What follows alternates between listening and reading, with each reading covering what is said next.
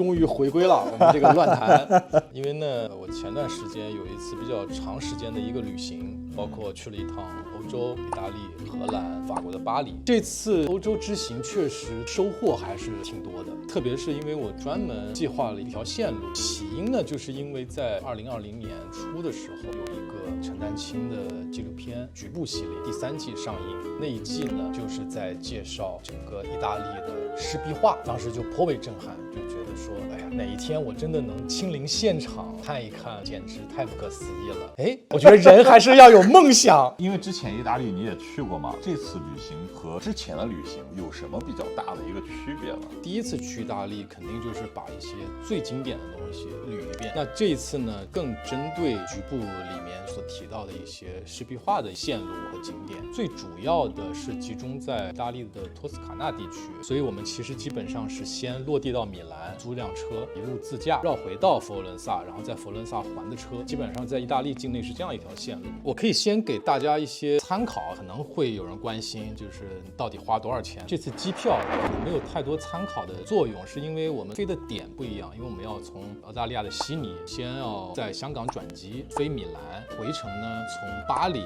又飞到香港，最终返程的时候呢，又是从香港再飞回悉尼，多目的地的这样一条航班的线路。所以我们总共这次机票可能在1万多块钱人民币一个人。酒店的话，基本上平均一晚的酒店价格是在300多欧，基本上住的就是也还行，也没有很奢侈，但是基本上也都是还不错，还能接受的。租车其实也就3天还是4天的一个行程，后来在佛罗伦萨就把车还了嘛。租车差不多的话是3500人民币的这样的一个价格。澳洲驾照在欧洲租车是无缝对接吗？在澳洲申请一个国际驾照，但是它也不存在说你左右互换这种，这个就是你自己适应。再就是吃饭，我印象当中可能每人每顿20到30欧左右这样的一个水平，就有时候可能会吃的街边的小吃便宜点，有时候可能是吃的稍微的 fine dining 一些，然后就是一些的门票，博物馆啊、美术馆啊这些，基本上都是要10几20欧不等。当然有一些途中去的一些教堂的话，可能有一些是免费的，有一些可能是10欧不到的一个参观的费用。我以前去欧洲最大的一个体验就是欧洲他们上个厕所特别贵，厕纸什么也没有。我们这次还好，比如你在酒店里把大事先办了。在意大利游览湿壁画这段行程，我们印象最深刻的其实那就是第一站，当天到了米兰，一大早取了车，在各种慌乱当中看着导航，一路到了一个不太知名的一个小镇，去看谁呢？马索里诺，这个就是大家可以参见局部里面，他专门有一期讲的这个。它是在一个半山腰上，慢慢走进去呢，就是一路也没人，然后走到教堂就发现突然人多起来了，就有一群当地人在这个教堂呢举办婚礼了，12点之后再过来就可以进去参观。我们在等的过程当中就发现边上又有一家小的 museum， 后来进去发现说这里也有马索里诺的壁画，结果我们进去以后就会发现哇，整个这个建筑太美了，也可能是我们第一天刚到，没有任何的信息的铺垫，一下子置身在那个空间里面，会觉得哇哪都美，就完全是原汁原味的让你欣赏这些东西。其实你仔细看它这个壁画画的这些山也没有一个很好的形制，歪歪扭扭的，甚至有一些拙劣，但是它就是那样的颜色斑驳之后，在那样的光影下呈现出来的那种感觉。这种我觉得是一种意外的收获。对于我们这种游客或者异乡人来说，这个地方可能是一个景点，但是这是人家真正的风土人情。然后返回来又到了马索里诺主要的地方，当时就有一个小哥，他是个志愿者，他当时已经带了一个小的 tour， 大概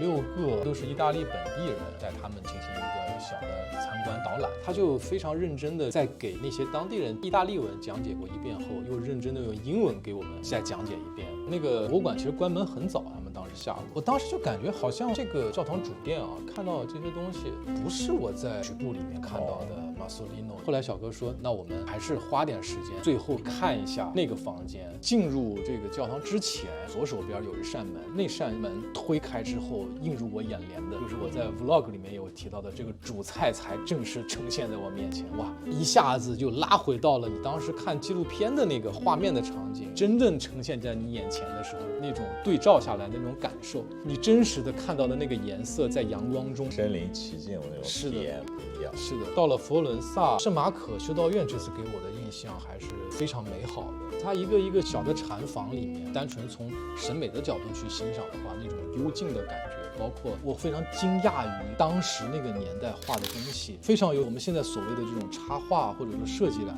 虽然说文艺复兴是回归人性、以人为本的这样一种绘画，但是恰恰也是这个原因，它反而会把这种绘画形式局限在一个现实当中。中世纪那时候很多是关于宗教、关于神、关于你一种想象，无非就是一本圣经，这个文字的东西每个人理解又不一样，那它就可以产生出更多的这种想象空间。他们所有的母题都是为神服务，对，相当于说他们的客户是神。所有这些广告公司、设计公司就是想尽办法说我能把这东西表现得最好。所以才出现了这么天马行空、百花齐放的这样的一个状态，就极尽脑汁说，哎，我们要比稿，看我的创意什么样，你的创意什么样。你要这么想的话，确实是另外一番奇景。前几天我又重新看了《圆桌派》里边，他们有一期是在讲旅行吧。那个徐子东当时就说，他就特别不喜欢旅游这个词，旅行就更像你这种可以按照自己的喜好或者自己的一个逻辑去规划出一条路线来。比方说旅游，在我看来，它更多的像是某种产品，但旅行这个事可能更关乎于你自己。喜欢出去旅行，喜欢去玩的人，他可能更在乎体验这种东西。对于我个人来说，